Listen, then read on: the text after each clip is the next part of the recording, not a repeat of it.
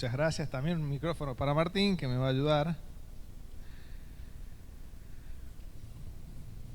En esta mañana, Dios mediante, vamos a considerar, como en la lectura personal, estoy leyendo el libro de los Salmos, entonces hay cosas que me van haciendo muy bien y las quiero compartir con ustedes.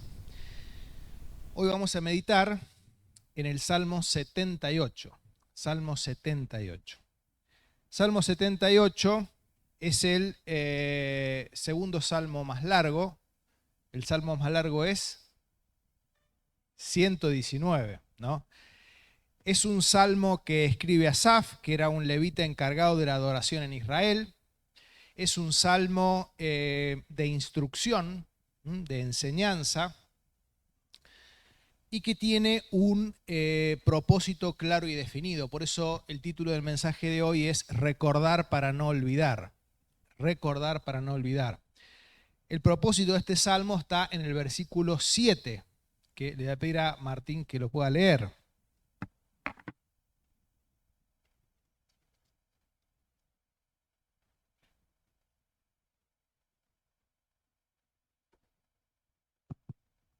A fin de que pongan en Dios su confianza y no se olviden de las obras de Dios, que guarden sus mandamientos.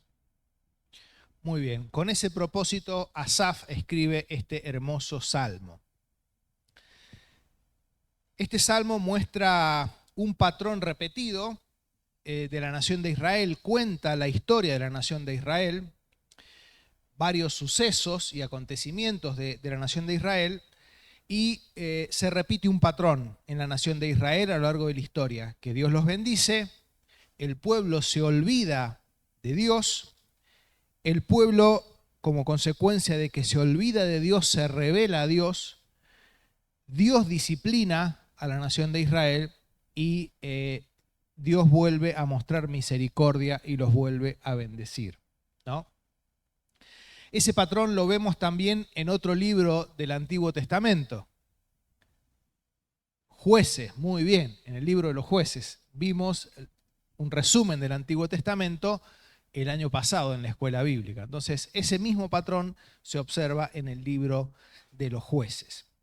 Entonces, recordemos, la enseñanza de este salmo es recordar las obras de Dios para no olvidarnos de Él, porque cuando nos olvidamos de Él, nos apartamos de Dios. En cambio, cuando recordamos las obras de Dios, eso hace que confiemos en Dios.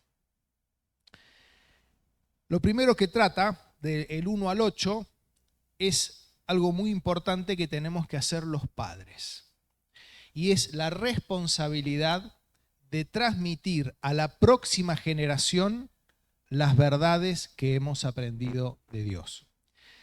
Dice el versículo 2 y 4, el 2 y 4. Abriré mi boca en proverbios, hablaré cosas escondidas desde tiempos antiguos.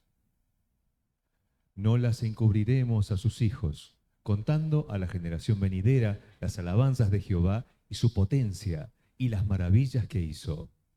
Fíjense, dice, no las encubriremos a los hijos, contando a la generación venidera las alabanzas de Jehová, es decir, los motivos por los cuales Dios es merecedor de la alabanza de su pueblo. ¿Por qué es merecedor de la alabanza de su pueblo? Por todas las cosas que ha hecho por nosotros. Dice, su potencia, está hablando de su soberanía, que Dios gobierna sobre todas las cosas. Incluso pasando las cosas que pasan, Dios tiene el control de todas las cosas. Y dice obviamente, y las maravillas que hizo, ¿no?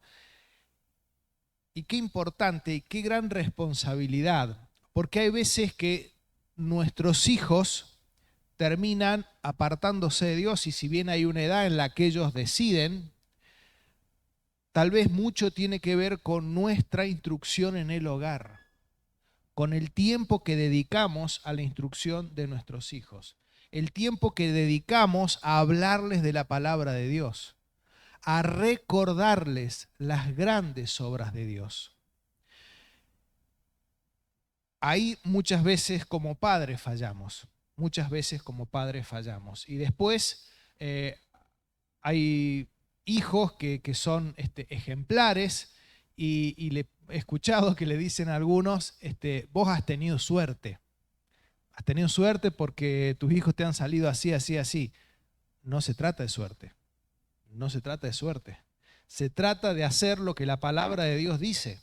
La palabra de Dios dice que tenemos una responsabilidad como padres de transmitir las obras de Dios, la maravillosa poder de Dios, su soberanía a la próxima generación. Y esa es nuestra responsabilidad.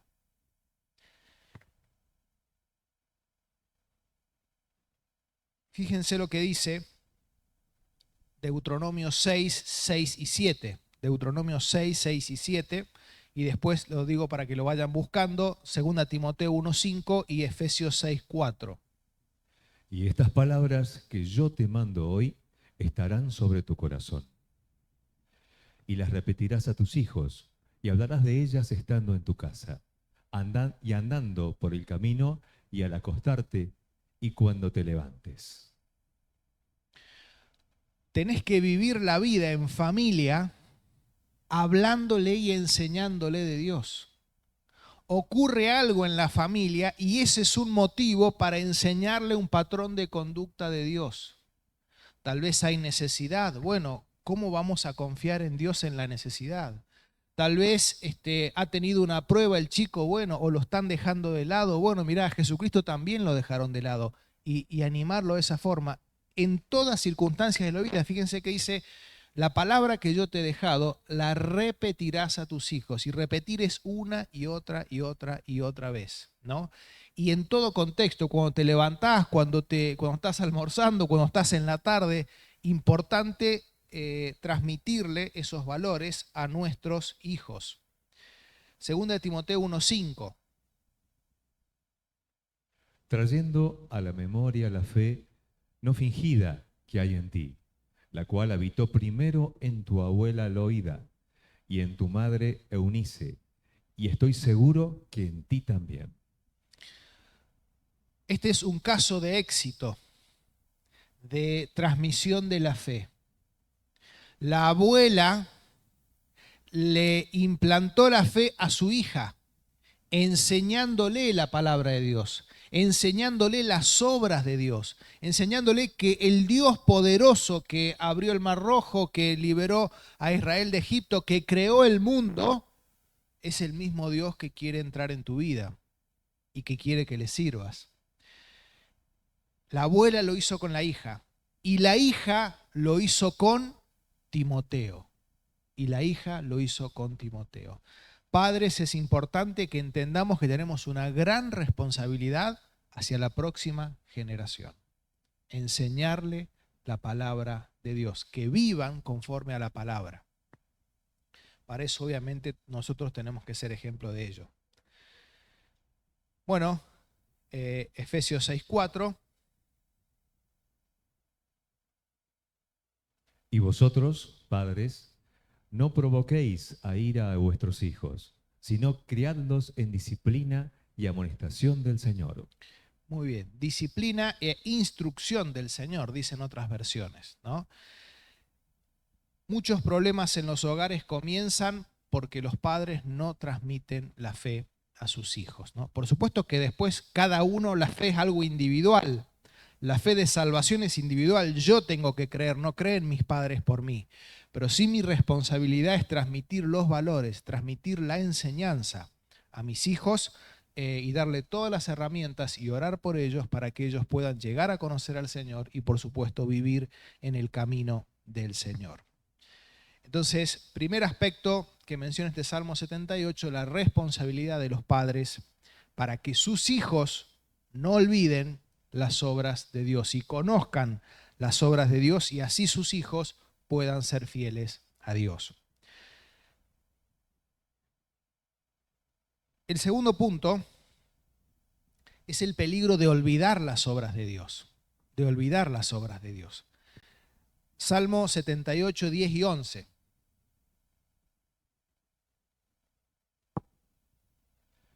No guardaron el pacto de Dios, ni quisieron andar en su ley. sino que se olvidaron de sus obras y de sus maravillas que les había mostrado. Se olvidaron de sus obras, se olvidaron de todas aquellas cosas donde Dios había mostrado su poder para con ellos en su vida, ¿no? Se olvidaron de sus obras y de sus maravillas que Él les había mostrado.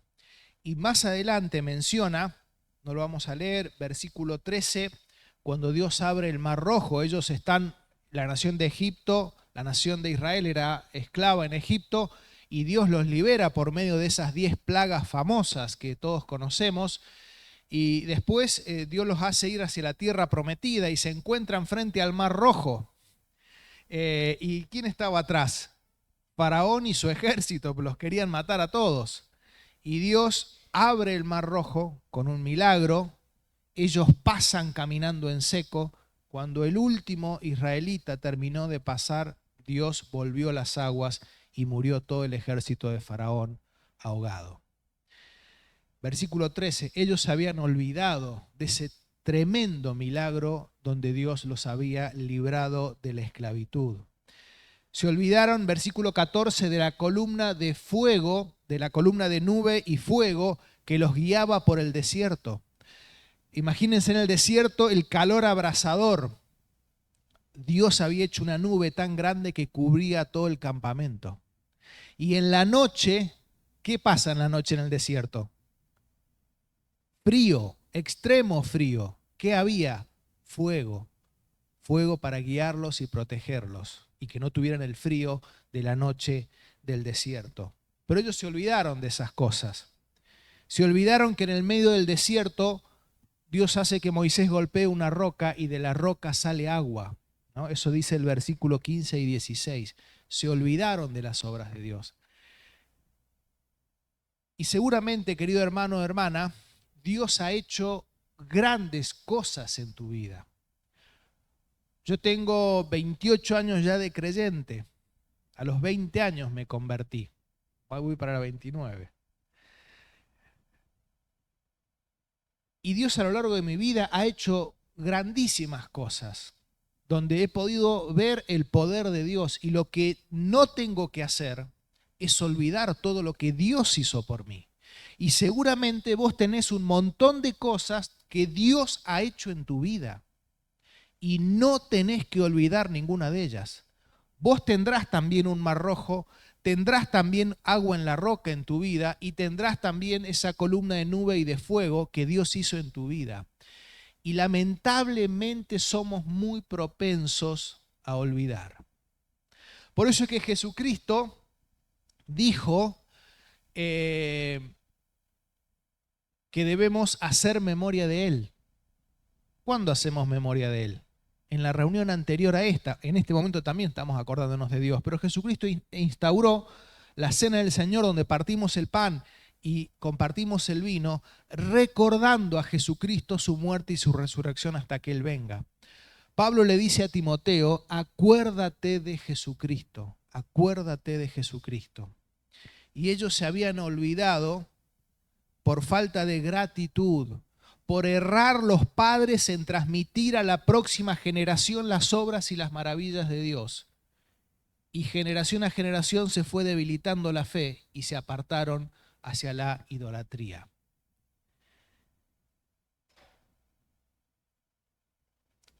¿Y qué pasa cuando olvidamos? Cuando olvidamos, dejamos de confiar en Dios. Porque no tenemos latente, patente en nuestra mente y en nuestro corazón el poder de Dios. Si Dios pudo sacarme de esta situación de la cual yo no podía salir, estaba en el lodo cenagoso y Dios me tendió la mano y me sacó, ¿cómo no puede en las próximas situaciones hacer lo mismo? Pero como olvidamos, desconfiamos de Dios en el futuro cuando nos pasan las cosas. Y el otro día leí este versículo y por eso es que quise compartir este salmo porque me hizo muy bien. Hoy vivimos, lo he dicho varias veces, en un momento complicado de nuestro país, ¿no? Y los que miramos mucho noticias, la cosa se complica cada vez más. Y bueno, hay que rebuscárselas de una o de otra forma para tener lo necesario, ¿no? Y hay muchos hermanos. El otro día un hermano me decía, bueno, si sabes algo, que se van quedando sin trabajo, ¿no? Está complicado. Y hay un versículo en este salmo, hermosísimo, y Dios dice, ustedes se han venido olvidando de todos los milagros que hice yo. Y como se han olvidado de todos los milagros que hice yo, ustedes dudan de mí y de mi poder. Y dice el Salmo 79, 19, si no lo tenés subrayado en tu Biblia, subrayalo.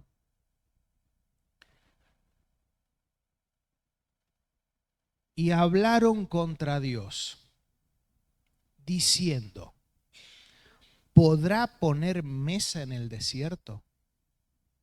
Y este versículo es hermosísimo.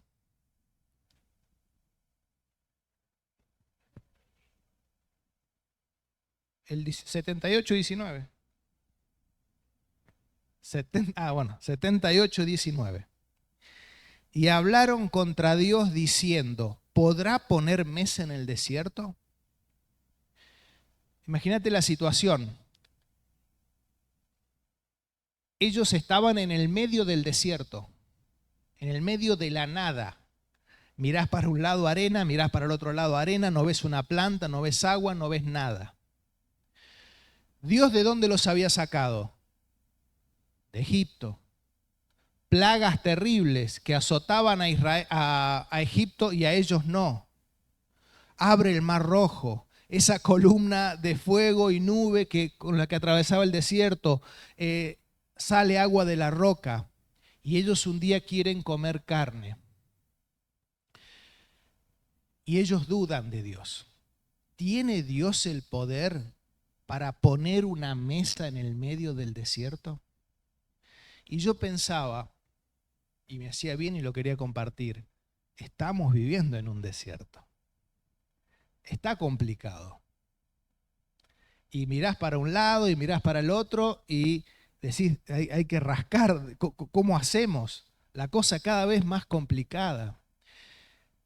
Y tal vez cometemos el pecado que comete la nación de Israel. Dudamos de Dios. ¿Podrá poner mesa en el desierto? ¿Podrá Dios ayudarme en esta situación tan complicada que tengo? ¿Podrá aquel hermano que tal vez se quedó sin trabajo, que no tiene el sustento asegurado, poder poner el plato de comida en la mesa todos los días en este desierto? Y lo que Dios nos invita es a recordar. Porque cuando dejamos de recordar las obras de Dios y el poder de Dios, dejamos de confiar en Dios. Y pecamos como pecaron ellos, dudando de que Dios puede poner mesa en el desierto. Y si Dios te ha ayudado y Dios ha obrado en todas aquellas cosas, como dijimos al principio, que no tenemos que olvidar, el mismo Dios poderoso, creador de los cielos y de la tierra, sí puede poner mesa en el desierto. Y sí puede proveer para tus necesidades. Y aquí estaban hablando de una necesidad de alimento, pero traspasalo a todo. Aquel Dios que te ayudó en el pasado en diferentes situaciones, mañana vas a volver a enfrentar una situación que te va a hacer confiar en Dios. ¿Y cómo hago para en esa situación no caer en ansiedad, en angustia, en miedo, en temor, sino confiar en Dios? Tengo que siempre recordar las obras de Dios, las maravillas que Dios ha hecho en mi vida, las maravillas que Dios ha hecho en la nación de Israel, para que cuando venga la prueba, cuando venga la adversidad, yo recuerde y confíe en el Señor. Y no dude de que aunque esté en un desierto, Él puede poner mesa.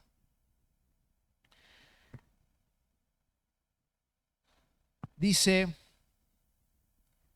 Éxodo 16:3. Fíjense cómo Dios obraba milagro y milagro y milagro, pero ellos volvían a sufrir un poquitito y volvían a desconfiar de Dios. Dice, ¿lo podemos leer? Y les decían los hijos de Israel: ojalá hubiéramos muerto por mano de Jehová en la tierra de Egipto, cuando nos sentábamos a las ollas de carne, cuando comíamos pan hasta saciarnos, pues nos habéis sacado de este desierto para matar de hambre a toda esta multitud. Fíjense cómo renegaban de Dios. Y hay veces que renegamos de Dios, porque nos hace pasar a situaciones que no son agradables para nosotros. Pero Dios tal vez está probando, Dios quiere sacar alguna escoria de tu vida, Dios quiere ver lo que hay en tu corazón genuinamente. Y en vez de confiar en Dios, a veces desconfiamos de Él como lo hacía el pueblo, diciendo esto. Recordar para no olvidar. La base de la confianza en Dios es tener presente y recordar las obras de Dios en la antigüedad, en la Biblia, y las obras de Dios que ha hecho en mi vida. Si las tengo presente, eso va a hacer que en las próximas dificultades yo pueda confiar en Dios. Después, lo que sigue diciendo del versículo 32 al 55, habla de la paciencia y de la misericordia de Dios. Versículo 38 del Salmo 78, versículo 38. Pero él, misericordioso, perdonaba la maldad y no los destruía, y apartó muchas veces su ira y no despertó todo su enojo. Recordemos este patrón que tenía la nación de Israel, ¿no? Pecaba, Dios lo disciplinaba, el pueblo clamaba y Dios los perdonaba. Y así una y otra vez a lo largo de la historia. Y cuando yo en mis primeros años leía el Antiguo Testamento, hasta me producía enojo hacia este pueblo. Decía, ¿cómo pueden ser tan duros? ¿Cómo pueden ser tan cabeza dura? ¿Cómo puede ser que después de todo lo que Dios ha hecho por ellos, ellos vuelven a hacer esto y vuelven a hacer esto otro? Y están en ese ciclo. Y después me di cuenta que nosotros no somos muy diferentes. Dios también trata así con nosotros, porque nosotros muchas veces también somos así. Hay cosas que nos cuestan dejar y que volvemos a caer y volvemos a caer, y el Señor tiene que disciplinar, porque a Dios, a quien ama, disciplina. Una muestra de amor de los padres hacia los hijos es la disciplina. Bien ejercida, es una manifestación de amor hacia ellos, porque hay cosas a corregir, hay cosas que no son buenas para su vida, y como grandes nos damos cuenta y los amamos y queremos que vayan por el buen camino. Y Dios muchas veces tiene que disciplinarnos, tiene que hacernos pasar por difíciles situaciones como consecuencia de nuestro pecado persistente y repetitivo. Pero gracias damos que Dios es un Dios misericordioso. Dice que perdonaba la maldad y no los destruía, y apartó muchas veces su ira y no despertó todo su enojo. Vamos a leer Lamentaciones 3, 22 y 23.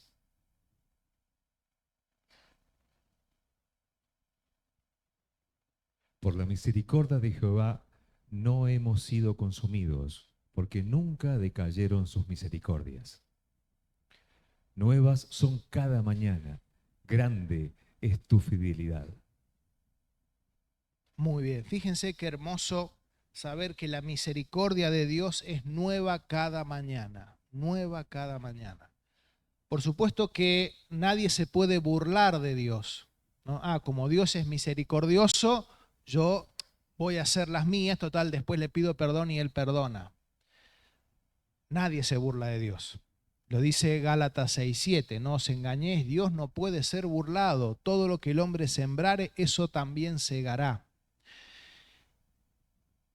Dios entiende que somos polvo, Dios entiende que tenemos debilidades, y en ese sentido es misericordioso. Aquel que está luchando para buscar a Dios, aquel que está luchando para agradarle, pero en el medio de esa lucha a veces cae, ¿no? Dios es misericordioso contra aquellos que se arrepienten, contra aquellos que le buscan. Y aquí tenemos que hacer un parate y decir, Dios es misericordioso para con todos y Dios nos está buscando. Y Dios busca no llenar un templo, no llenar una iglesia. Dios busca estar en tu corazón. Y si estás en este lugar, no es coincidencia, Dios ha arreglado las cosas para que estés acá. Y Dios quiere salvar tu alma. Porque más allá de que Dios pueda proveer mesa en el desierto y todas las cosas que hemos comentado, de nada sirve tener todo lo necesario en esta vida y que el día de mañana me encuentre la muerte, que es algo que nos va a pasar a todos, y me toque una eterna condenación por no tener a Cristo en mi corazón, por no haber pedido perdón por nuestros pecados. El mensaje central de la Biblia es que Jesucristo vino al mundo hace más de 2000 años para morir en una cruz, cargando tus pecados y mis pecados, para que todo aquel que se arrepiente y cree que Jesucristo murió por él, sea salvo. Ese es el mensaje central de la Biblia.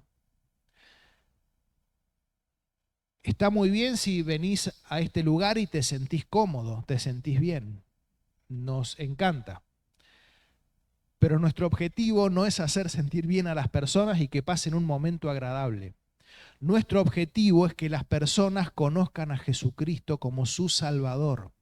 Porque si simplemente entretenemos a las personas, el día de mañana van a cruzar el umbral de la muerte y les va a tocar una eterna condenación, donde tal vez estuvieron entretenidos en vida, no sabiendo que caminaban junto a un abismo.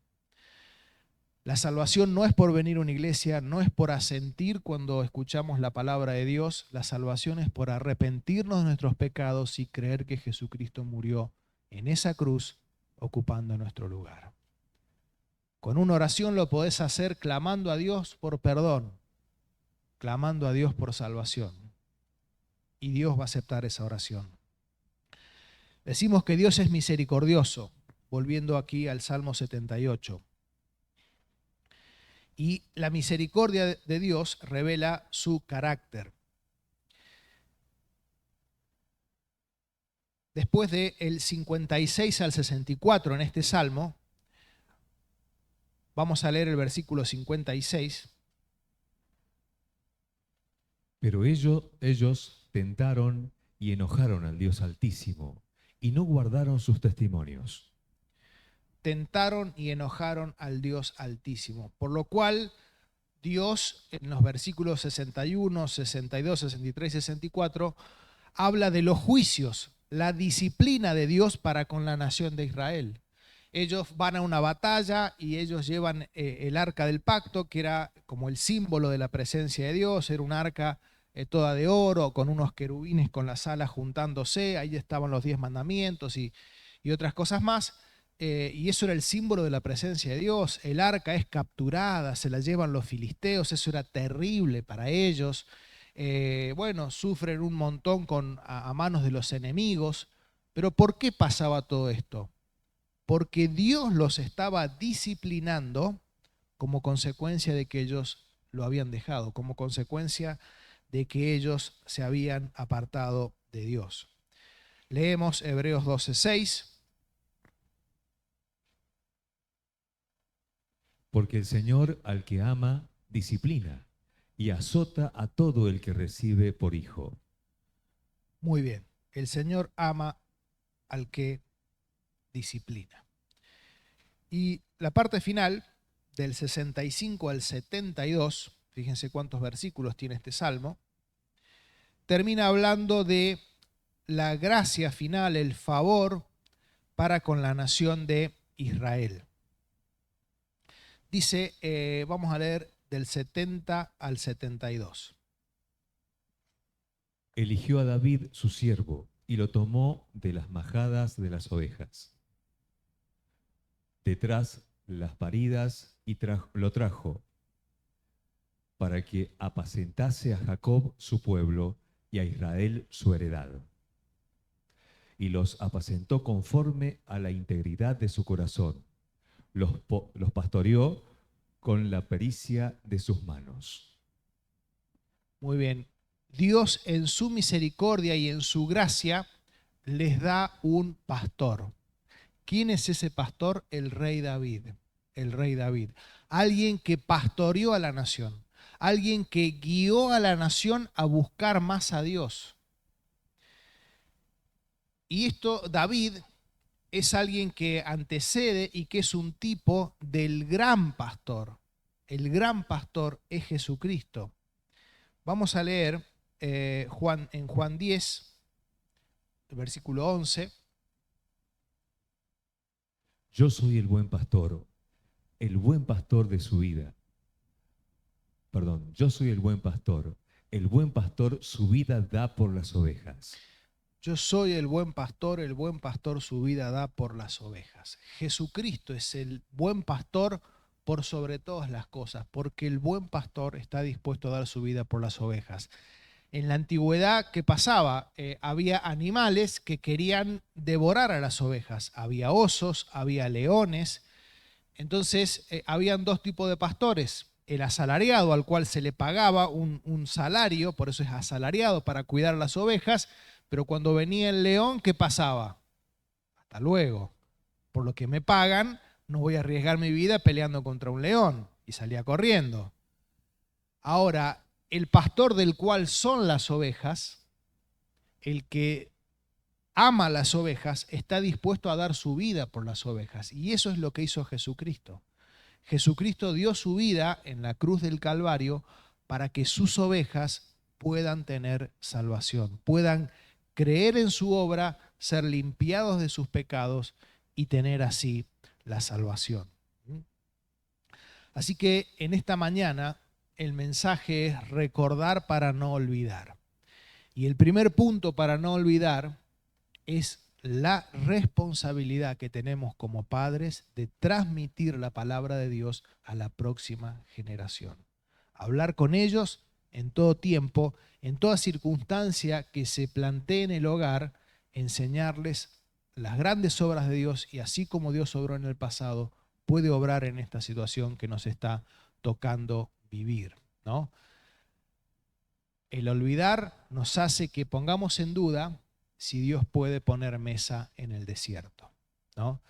Recordar que Dios es un Dios misericordioso con aquellos que genuinamente le buscan y que Dios en su amor disciplina muchas veces a sus hijos para que corrijamos nuestro andar y podamos caminar en sus caminos. Y por último decíamos la mirada de gracia, donde Dios elige un pastor y donde hoy podemos tener ese pastor de nuestras almas, Jesucristo. Aquellos que ya somos de Jesucristo y un día le aceptamos en el corazón, tenemos que cada día acercarnos más al pastor de nuestras almas. Y aquellos que nos visitan y que todavía no han creído en Jesucristo, les invitamos a que crean en Él para que puedan tener ese pastor de sus almas. Que Dios bendiga su palabra.